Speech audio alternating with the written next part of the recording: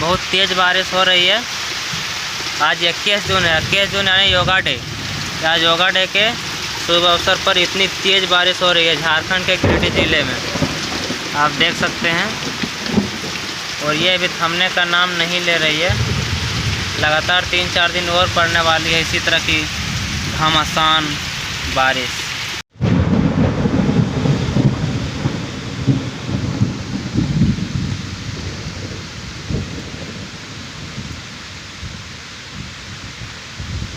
इतनी ज़बरदस्त तरीके से बारिश हो रही है, इतनी तेज़ हवा के साथ।